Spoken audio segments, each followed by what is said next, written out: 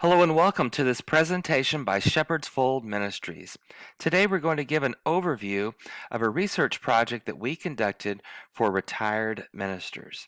As a brief way of introduction, Shepherd's Fold Ministries is a ministry to all ministers of the Christian faith. There's a little bit of information there about our history, including the fact that now we direct research and programming for retirement age ministers. I'm Brent Van Hook. I'm an ordained elder in the Church of the Nazarene. I attended Mid-American Nazarene University, Go Pioneers, as well as Asbury Theological Seminary, and I live in Brentwood, Tennessee, with my wife Susan and two sons, Matthew and John David. Regarding the research project, this was the first ever multi-denominational, 12 denominations were represented in a study regarding retired ministers. We measured four things: the spiritual, social, physical, and financial health of retired ministers. We needed 500 participants in order to have an academically verifiable study. We had nearly 5 times that amount with 2,451. We hired the great people in the research department at Lifeway Research. They did a wonderful job with their professional statisticians and survey writers.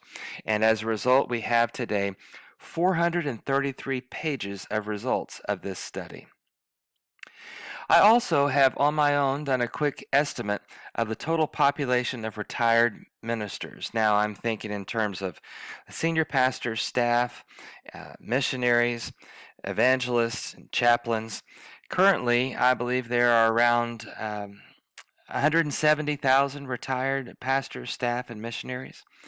However, in the next 10 years, there will be quite a bit more of that, 413,000 more retired pastors, staff, and missionaries in the days to come. Regarding our research, it's a long and lengthy research, and I think perhaps the best way to explain this project is to give you a taste of it.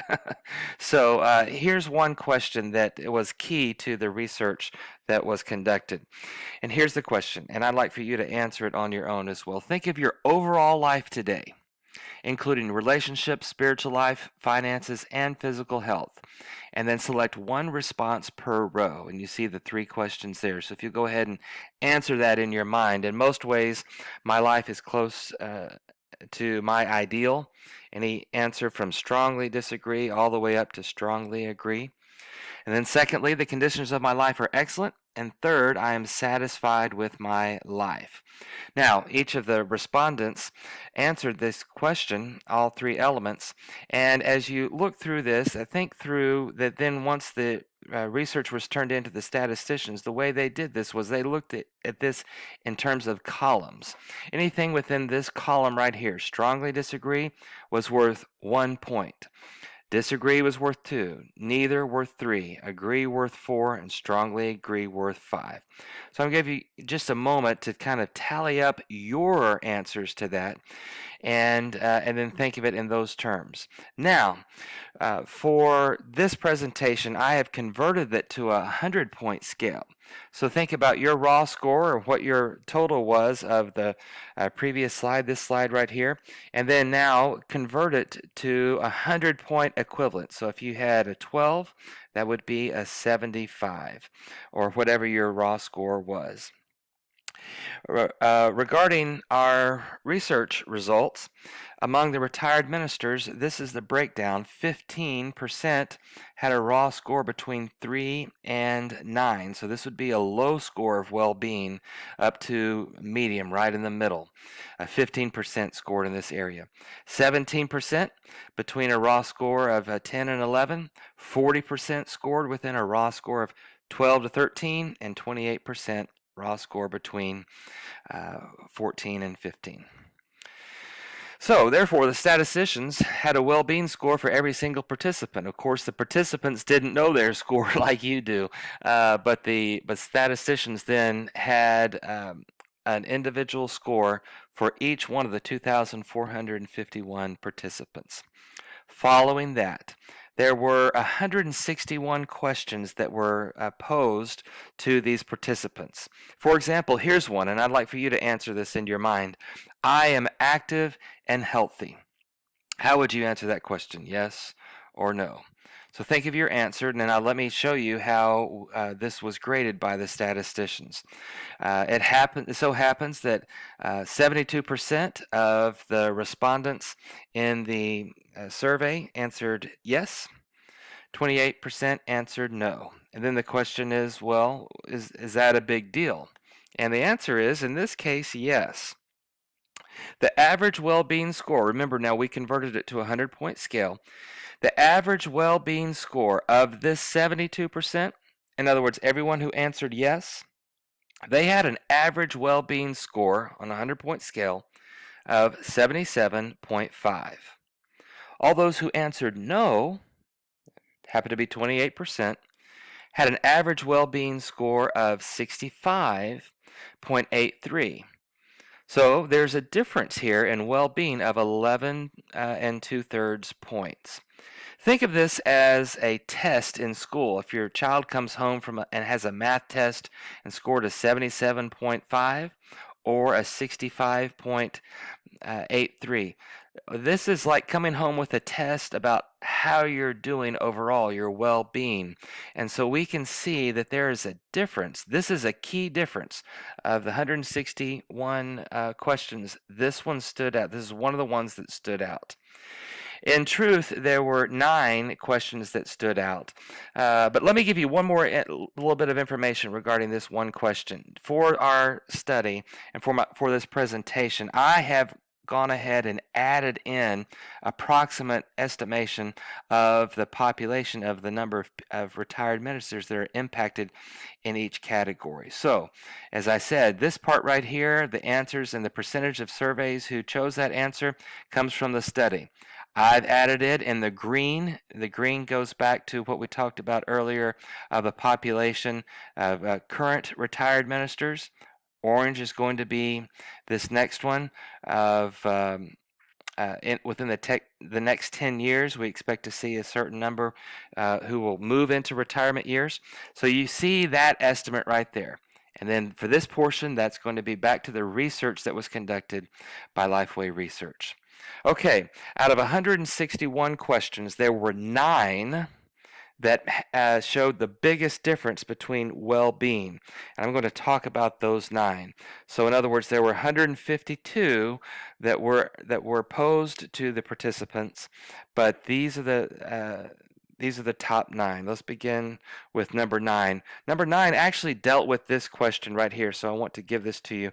Which of the following describe your feelings toward the churches or mission field where you served in ministry? We asked them to select all that applied, and this list right here was randomized for each participant. So they had their 10 adjectives that could be used, some of them positive, some of them negative, and then you could say none of these or not sure.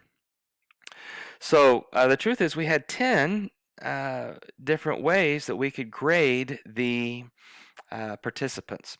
Out of this question, there arose the number 9 and number 8 in our top 9 questions regarding the impact of well-being. So here's number 9 of the overall. So there are 152 others, but then now we get to number 9. Your feelings toward the church or mission field in which you served, those who checked the term rewarded. There were 52% who checked that box. Which I believe represents around 88,000 retired ministers today. Within the next 10 years, will include 215,000 more retired ministers. And so you see the average well-being score of 78.33. Among those who did not choose that adjective, and that was 48%. You see how that's represented in the populations both today and within the next 10 years. They had an average well-being of 70 for a difference of 8 1/3. Number 8, as we're moving up now on the differences, so the impact we're going to see the scores continue to rise here of differences in these well-being scores, therefore the importance of these questions. Feelings toward your church or mission field where you served, those who picked the adjective betrayed. Fortunately, it was only 8%. But however, that's 14,000, and within the next 10 years, if things don't change, I can envision there being 33,000 more who pick that, unless we're able to offer some sort of ministry to help in this kind of way. See the low score here of 64.17 in the average well-being. Those who did not choose betrayed, at 92%, you see the breakdowns of population there. They had an average well-being of 75.83 for a difference of 11 and 2/3. Now we're back to the question, I am active and healthy. That ranked number 7 on our list of the well-being predictors or questions that made the biggest difference. I already gave this breakdown to you, and you can see again 11 and 2/3 difference in those who say they are active and healthy and those who say they are not.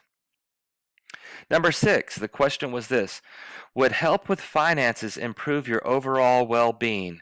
And you see the possible answers there. There are 5 possible answers, including the last one, I'm not sure. Those answers ranged from not at all to it would help a lot. So think of it this way, that to have help with finances, if you say, I do not at all need help with my finances, then that's someone who has a plan and is working their financial plan for how they're going to live and how that area of life is going to work for them. You see 27% said, don't need help with finances, representing about 46,000 retired ministers today. Average well-being score of 80. Those who needed a little bit of help, 19% of our population said they had an average well-being score of 76 and 2/3. Those who said it would help, 22%, average well-being of 71.67. Now you see the higher numbers in the difference column. So anything here and below is, we'd like to see these people move up. Even if they can move up one notch, then if we could provide help for finances and see people move up this ladder, so to speak, we believe that their well-being in life is going to increase. Would help a lot, 17%, almost 30,000 retired ministers today. We can expect 70,000 more in the days ahead unless we're able to help this about those who are transitioning to that. 14, now say we're getting into double digits now, of the impact and their well-being in life. Number 5, I or my spouse have physical disabilities that limit my ability to get out and interact with others.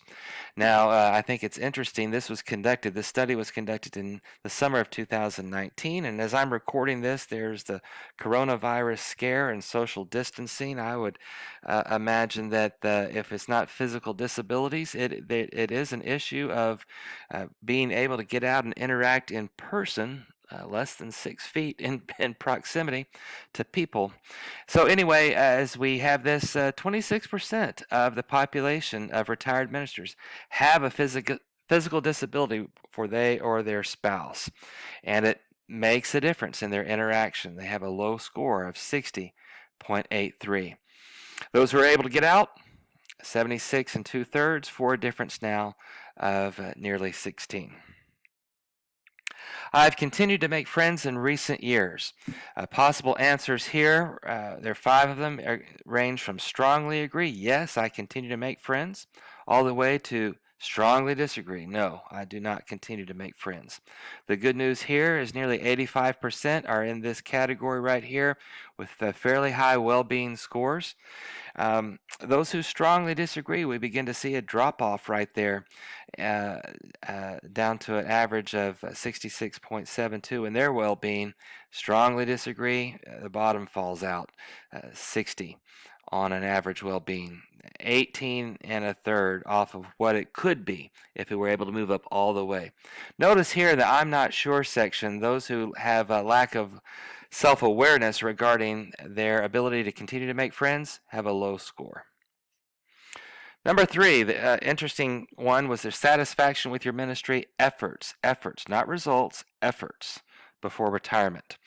The good news is fairly high percentage were either very satisfied or somewhat satisfied, although there is a pretty big drop off between those two answers. Uh, then we get to neither satisfied nor dissatisfied, and wow, the scores drop quite a bit, down to 60 and 0.88, 57 and a half, and even I'm not sure if, again, lack of self-awareness. So you can see here, so there, quite 10 or 12, 13,000 are at a point in which they have a significant loss of the ability to have a higher well-being as a result of being able to accurately reflect and see God's work and the efforts that they did in the years before. Number two is confidence that you and your spouse will have enough money to live comfortably throughout your retirement years.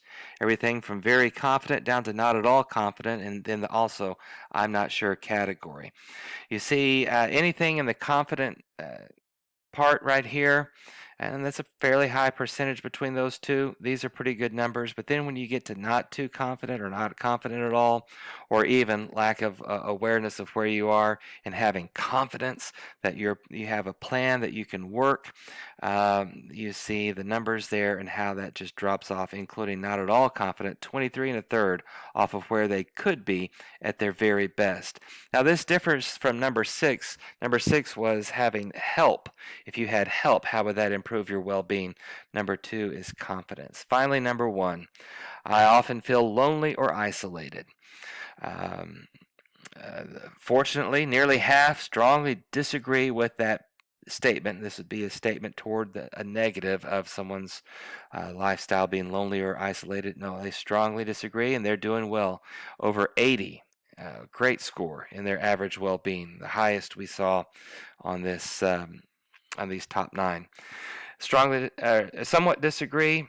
You get down to 74.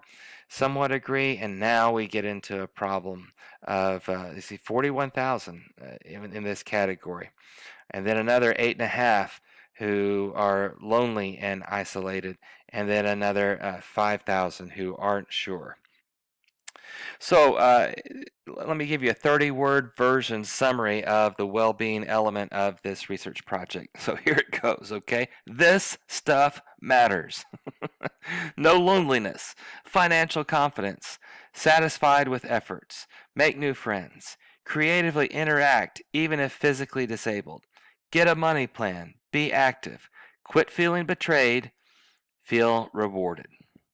Okay, now we had 2 open-ended questions that we posed as part of this survey. The first one was this: what advice do you have for current pastors, ministers, and missionaries who are about to transition to retirement? We had 134 pages, single-space typed, of responses to this question. And here is how the those who were with this part is a little more subjective, but they kind of tried to categorize them into these categories. Everything from people suggesting to save financially or to plan ahead, to enjoy retirement, embrace it, be prepared, find opportunities to volunteer or serve. Remember that one. We're going to come back to that one in the next one. Stay active and busy. We're going to come back to that one as well. Trust God, prayer, develop interests and hobbies. And you can see the list continue to go. One more page, most of them 1%, until you get to the part that said 9% did not offer an answer. Second question was this: how could ministries best help those like you, talking to the retired ministers, who are retired from full-time ministries? We have 105 single-space typed pages of responses to this question. Now, I went ahead and combined these even more than the statisticians did, and this is why I wanted you to remember that one element of opportunities to serve and stay busy. When given an open-ended question, 20% wrote that down. 20% said include us. We want to be included. We're not feeling included. Encourage us. Show appreciation to us. 16% didn't know. 12% had some element of an answer that had to do with money. We want more in pensions. We want better housing. A few things like that. 11% seminars, resources, and information. 10% said be available to us. Provide prayer, counseling, that kind of thing. 5% said we'd like help with financial planning. This is different than those who ask for money, and this is dollars. This is a request for help with planning. Um, 5% said none. 1% said allow us to rest. So thank you for being part of this explanation of the overview of the study of retired ministers.